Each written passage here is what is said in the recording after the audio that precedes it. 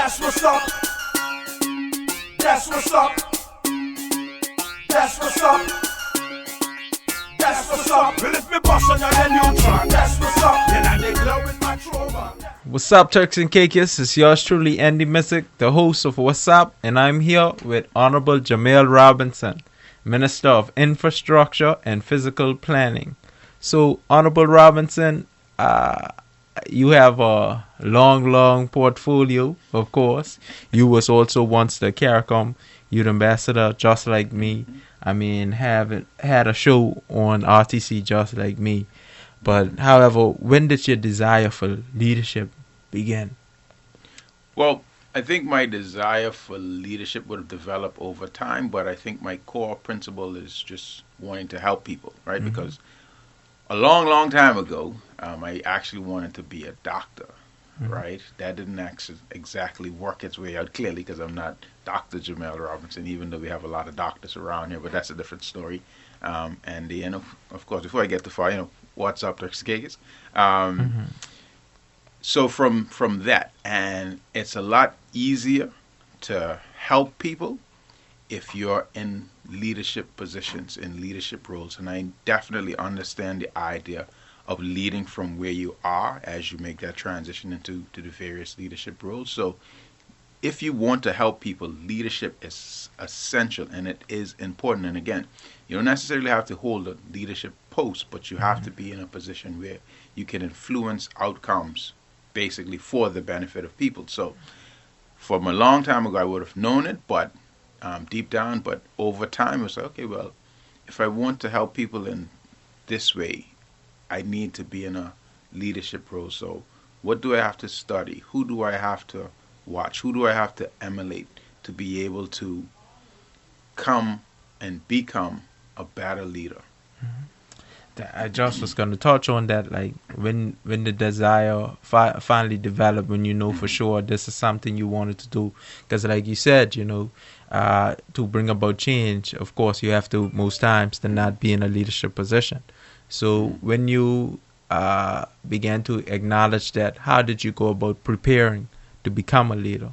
Well, I've read tons of leadership related books and just books to have general knowledge, because as a leader, while you might not be a subject expert or expert in a particular subject area, you do have to be familiar with many things so you can actually make a contribution and know how to make good decisions. So reading a lot of the John Maxwell books, actually listening to a lot of the interviews or the speeches that the late Dr. Miles Monroe would have been giving.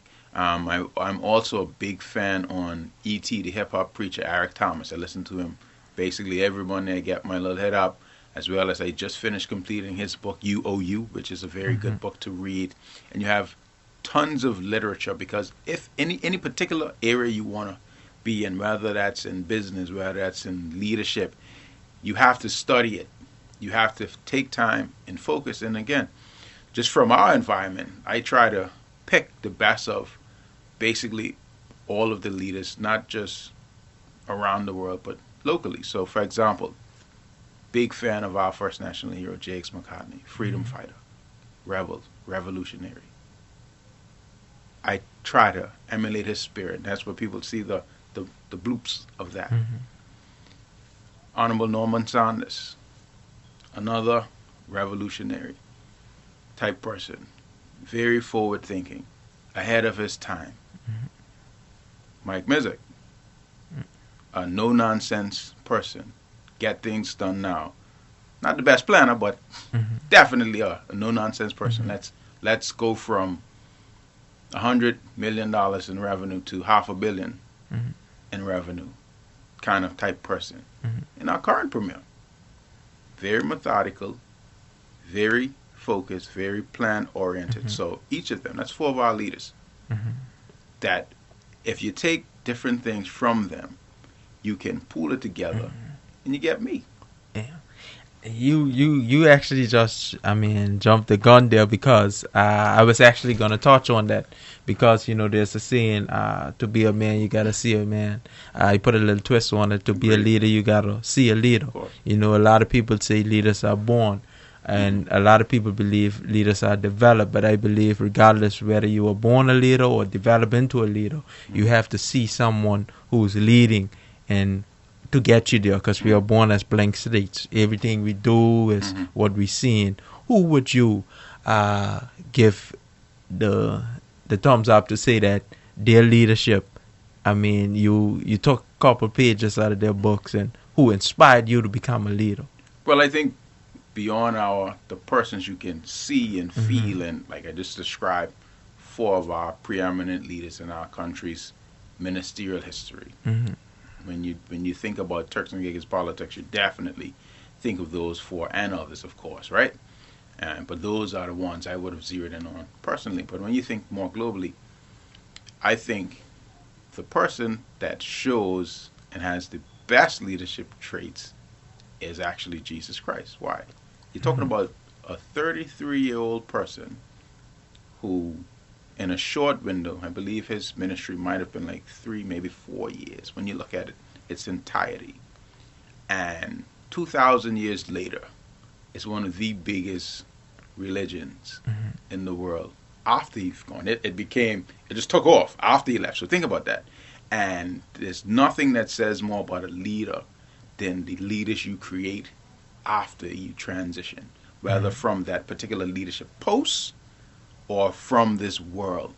Because it isn't about, all right, well, your specific capability as a leader, which is needed in the time of your leadership, but are you creating more leaders to follow you? Not even just to follow you, to replace you, to better you, to level up from where you are.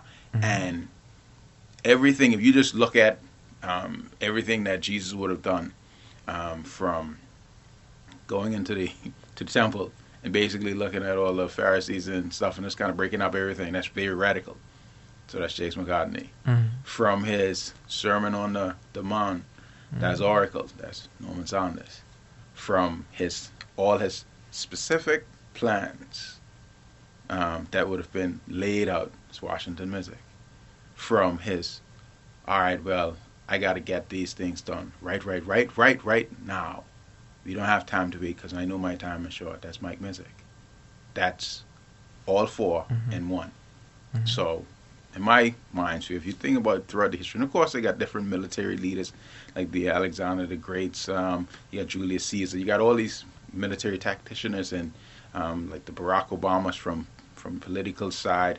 You have John F. Kennedy, who inspired a country to want more, to be greater. You have all these things, and even when you think about leadership being a born versus developed thing, you're born with natural traits, and we confuse the traits of what we would like to see in leaders with their leadership abilities, because having persons that are charismatic, people just automatically want to follow them. Oh man, he speaks so well. He's charismatic, but that's something you can be born with, or something you can learn. But we gravitate towards charisma automatically, but that charisma isn't sustainable. So we could get you up, but can we get you to the goal? Right? So things you can learn and better. So for me, I believe there's leadership within all of us. Now we have all different character traits in terms of what our strengths are in the leadership realm, but all of that can be trained and repetition, because when I was across the mic as a new Teen Jam host, I remember the very, very first episode that we tried to plan out. And it was so structured, and it was so dry, and it was like this, that, and the third. But if you check out what me and Natalia Butterfield, what's up, Natalia, did on day 1 versus when we closed out, it was completely different, because we had time to grow. We had time to feel like, okay, well, I believe it was either half hour or an hour show. It's half hour? Yeah. No, it's half hour. So, all right, well, this is how we're going to fill up that time. Then we put music, and it's about teens and figuring it out and bringing on guests to educate and different things. Like, we got Skinny Fabulous before Skinny Fabulous was famous. Right? Same Skinny who killing up the place now. He was on Teen Jam over a decade ago. You know what I'm saying? So we were even ahead of our time then, and I think the persons like yourself, you have this opportunity and this platform to be able to do this thing, and you being the youth ambassador, you're going to be all over this world potentially. So you make those connects and you bring the world to the Turks and Caicos people, right from the platform you're given right now.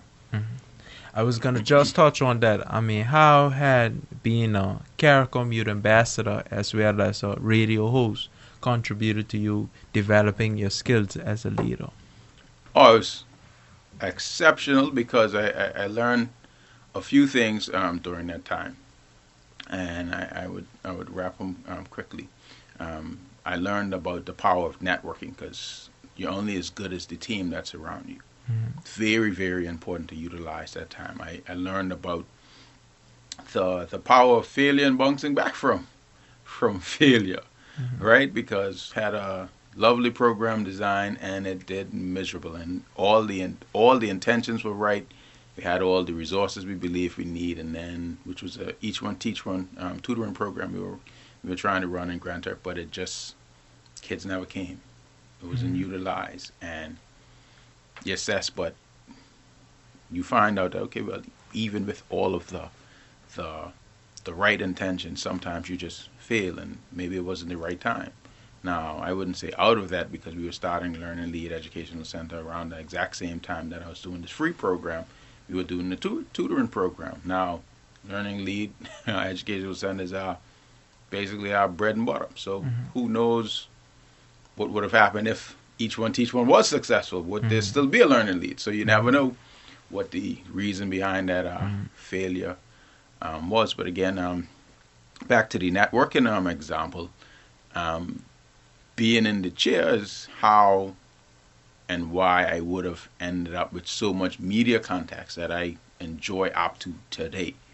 Like all the media people I would know, I probably started understanding the necessity of media and that networking up from then to now, because having the opportunity to be host, later on I was designated when I was the director of disaster management counterpart. I was designated the person to interface with the media as well on behalf of the department. So I knew what it was to be on the opposite side of the microphone, as well as I knew what it was to be on the end of speaking into the microphone and meeting those persons. So all of that kind of happened like all around the same time, where the building out of the network was important. So all of that helps with your leadership. So a lot of people might have desires to be leaders, both young and older, politically being leaders. So you had the opportunity to be both a youth leader and an older leader. So what are some tips and advice to individuals who have a desire to become a leader but have doubts about themselves?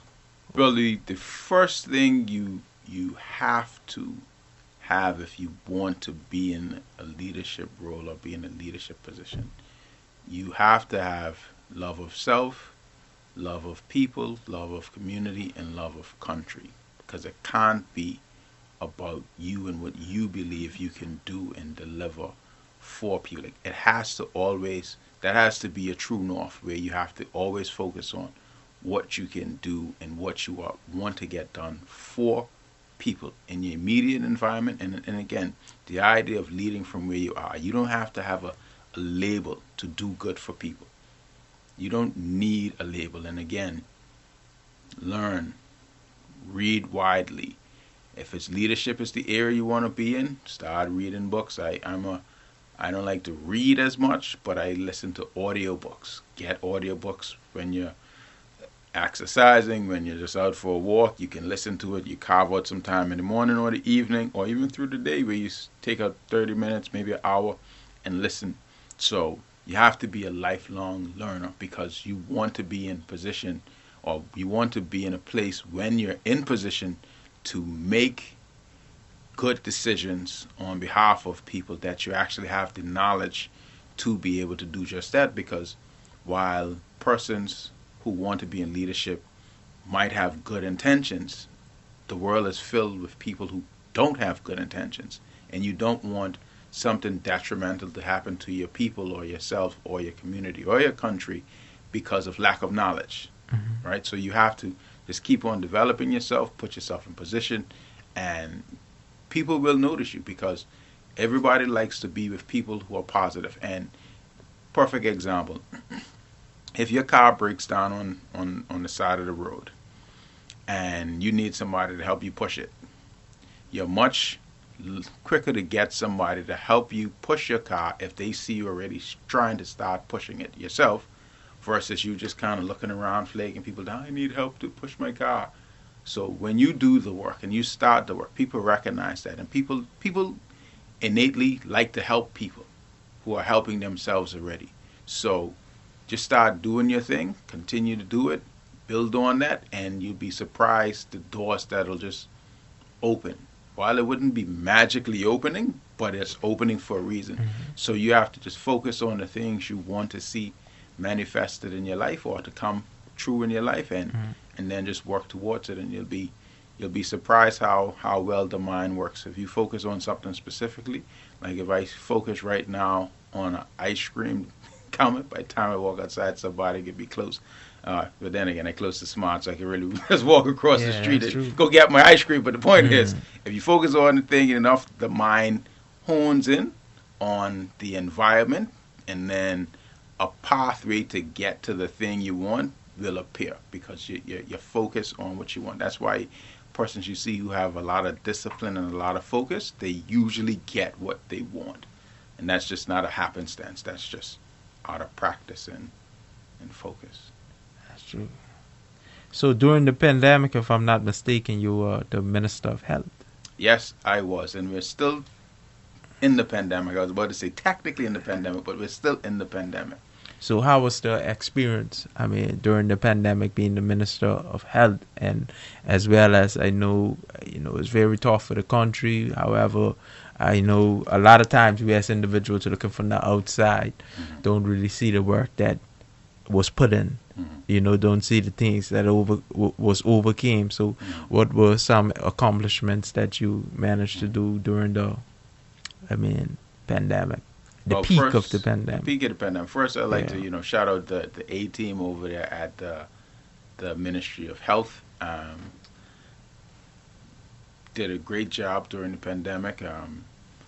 We did well under my leadership during the time. It was a challenging time because you're making decisions that you have no idea for sure whether or not they're the right decisions. You're making it with the best information you have available at the time, but you don't know if it's going to be right. Perfect example, and we're going to make a decision about whether or not we extend or don't extend the arrival passengers requirements for being mandated for every visitor to be vaccinated to come in. So you're trying to balance and figure out whether or not in the peak, because I came in literally in another spike that was taking place in August 2021, right? You are trying to balance, okay, well, we just opened up the borders. We had a roaring summer, one of probably the best summer recorded in the history of the country up to that point. And you have another spike. People are starting to die, significant numbers are getting sick, and you want to keep the place open so you can have economic activity, but you have to protect people's health. So the happy medium was, okay, well, persons who are coming in, we want to ensure that they're vaccinated. And I remember getting lambasted by one of those former premiers that was on my list. Oh, this is the worst thing you could ever do. You made a bad decision and da-da-da. And I'm like, but don't you know this collective responsibility in the cabinet? So you know what I mean? But all right, cool. So I made it. I told him, I was like, when this thing turns around with our numbers, right, meaning the arrival numbers and stuff, because of the decision we make now, I want to make sure you're the one that comes back and say what a good decision it was. And up to now, he hasn't done it. So I'm still looking for the Honorable Michael Eugene Mizik to come back and say we made the right decision because the numbers bore it out economically and from a health standpoint that it was the right decision at the right time. And again, we didn't know. We made the best decision that we that we could based on the information, because one of the things that was on the table as well that we didn't put in place was mandating that everybody who was in the, I can't remember what we call it, but like the, not just the service industry, but the high traffic jobs. So if you were in teaching, if you were in hospitality, if you were in the police, all of those services that interact the most with people, requiring persons to be vaccinated. That was one of the things that was on the table. We didn't go that route, but people didn't know that, because clearly we're not going to talk about what we didn't do. So you're thinking that, okay, well, you're protecting the local population. You're making sure that the visitors, who are the majority of the people who are on island at any one time, be vaccinated. And you say, all right, well, it's a good medium. You're not forcing people to take a vaccine that we're not still learning about, but it had emergency approvals, X, Y, Z. And then you're like, the worst is, I was like, what? We could have made a whole lot more draconian measures to try to protect you and impact the economy in ways, and that was the response. So coming out of that, one of the good things, and I'll link this back to my time as youth ambassador, because that was the beginning of a 10-year run of being in the media and quote unquote starting to get my 10,000 hours to become close to an expert. I don't know if I quite reached 10,000 hours yet, but my main job outside of quarterbacking our decisions and our responsibilities during that period, right, was communicating with the public. So while I would have gotten the reps over the previous 10 years, so from being a CARICOM youth ambassador and being on TNJM for 2 years, being the face of disaster management, being on Election Central, must see, but 2 years in a row during election nights, right? Courtesy of RDC, big time station. You know, they look out for their own and things like that. The best right? in TCI. Being the host of the Patriot Hour, taking the time to call into expressions and express myself on a continuous basis, being on whatever, all of that stuff kind of culminated into a point where I was the chief communicator for the biggest disaster health pandemic. And of course, being a disaster manager by trade as well helped to be able to communicate and just making sure the public was aware of what we were doing. So that helped to give us at least some room, breathing room, while the numbers and the decisions were being executed or bearing fruit. Because you could do things, but unless the public understands, there's going to be fear. There's going to be, oh, why are they doing that? Why are they doing that? Which is usually the biggest issue with most administrations, the communication now. Because people just don't know. But in the middle of COVID, either you're doing weekly press conferences or you're doing it every other week, but there's constant communication and people are engaged because they need to know what is taking place and why and what are the trends and all that stuff. And then we would have shown that from August, September, October, November, straight through, when we compared the numbers for the arrivals for 2021 versus 2019, which was pre-pandemic, we were doing better. So right there in alone, just the fact that, all right, well, we were told that, okay, we were making a mistake economically. So what is the easiest, most translatable figure that you can tell the public that we are doing good? Arrivals. Because if arrivals is butts and seats, arrivals is people coming and spending and participating. So if we were doing better than we were doing pre-pandemic, then okay, well, maybe it's not going to be as bad. Mind now, you wouldn't have every other economic indicator, but you would have enough to say that, okay, well, that decision actually helped us. And we've essentially been riding that one decision up to this point, right? Because I remember even Chamber of Commerce, outside of Honorable Mizik, former premier, saying, oh, that's what's the decision. Chamber of Commerce came and said we were going to lose maybe $60 million or something like that. One figure that they did a linear type extrapolation as to what we are likely to lose by cutting off a portion of our U.S. market, i.e., the vaccinated versus unvaccinated. And I was like, that met with him privately. I was like, the methodology a little bit flawed because while in theory 60% of the U.S. being vaccinated at the time, meaning we would have only access to about 180 million people, or whatever that number was,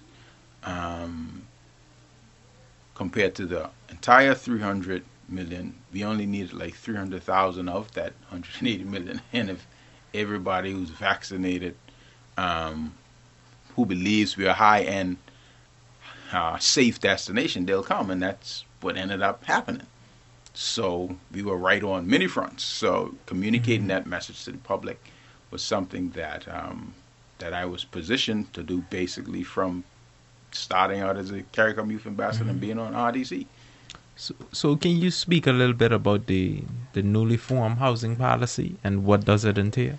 Okay, quickly, and just so persons can know, it is a framework. It's a policy, yes, but it is the framework that we've passed, and we are working to implement all the three main programs that we're starting out with, because it's about eight programs in total, but the three that we're looking at is the one where we offer significant concessions to build large-scale housing on either crown land or private land to try to get a lot more units. Program 2 is the program where we do home improvements. Basically, once we have the portal set up, persons will be able to apply, and based on the criteria, they'll be able to get up to $50,000 worth of assistance. And now this $50,000 isn't $50,000 cash in hand, because we will get a suite of contractors to be able to do these works on our behalf. So this, once we deem you as qualified, we get the person to go in, make the assessment, come back and say, all right, well, to repair this or to put this home back into a state of living that is adequate, this is $25,000. So we'll pay the person the $25,000, and they come in and do the repairs to your home to make it livable. So because we would have had persons who would have suffered from Hurricane Ike time in 2008, Irma and Maria 2017, and now Fiona. So we have a number of people across the country that aren't in a position just yet to be able to lift their living standard to a good state. And then last program that we're going to be focusing on from now going forward in the near future is the community renewal and infilling program, which essentially we want to bring persons back into the historic neighborhoods across the country. So we'll assist with demolition of old properties, whether they're wooden, like clearing that space and trying to build houses for the more vulnerable persons and bring them back into those neighborhoods. So you, again, that would have a criteria too, and we're looking to officially launch the three programs sometime next April, like mid-April, to have that officially go out. Sadly, all great things has to come to an end. You know, we are down to the last of the 30 minutes. So, Honorable Robinson, can you leave with just some motivation for the youth and the people of the TCI who might be out there losing hope, you know, and or those overseas who don't want to come back because they don't see anything here within the country, you know? Well, what I would say, firstly, for those that don't want to come back or had to leave, one, come back home and grow your country, or someone else will take your place and grow it for you. So you have to be on the ground, and it, everything in life isn't going to necessarily come easy, right? And there can be struggle, but I could assure you, what's on the other end of that struggle is something great. And we have to have a spirit of nation building. We have to want to build our nation, and we have to build our nation. Otherwise, others will and will continue to build our nation in the absence of us being here. Being abroad while it may look like we are faster to bring people in, to take up jobs, to take up opportunities. As a government, we are creating and trying to create more opportunities for you to be here and for you to thrive. But you have to come in and do that work to maximize that. It's literally up to you. And the global, I guess, thing to everybody is if you can think it, you can be it. Doesn't mean it ain't gonna be hard work, because there's nothing that lasts that hard work didn't build. If you want it to last, hard work can have to go in it, because they say easy come, easy go. Like some of these sayings that you hear people saying, like they're truths. They might be casually said, but they're truth, and there's truth in it. Just comment. Opportunities are there. There's no such thing as an overnight success. Learn and Lead we're coming up on 15 years of existence. We started out in my mom's basement doing one person teacher. Well, my wife was the one teacher at the time, doing one student. Now we have a space in Courtyard Plaza, 3rd floor, beautiful views, running about 6 tables, maybe 5 or 6 teachers, little conference room. We're doing consulting, we're doing training, we're doing a whole lot of things in 15 years. Now, if we got discouraged about just having one student when we started, Learn and Lead could never get to 15 years. So you can't look down on small beginnings. You can't, because everything, like they say it, and again, I'm tired of the cliches, but a journey of 1,000 miles starts with the first step. So come home, make that first step, and just think long term. Don't focus so much on where you are. Focus on where you want to get to. And before you know it, you'll be there and you'll look back and say, wow, I just walked 1,000 miles. Because I walked it one step at a time. Powerful. So you heard it, folks. Yours truly, Andy Messick, the host of Wassup, with another great episode with Honorable Jamell Robinson. I'd like to see you all next week at 10 a.m. for another great episode. See you guys later. Well, if you're freaky and that shit, yo, that's what's up. And you know, say you go low, that's what's up. You like the skid, yo, that's what's up. Nobody have to show, yo, that's what's up. Well, if you love GT, yo, that's what's up. Jamaicans are gonna show, yo, that's what's up. Make some noise in the place, yo, that's what's up. Everybody wanna show, yo, that's what's up.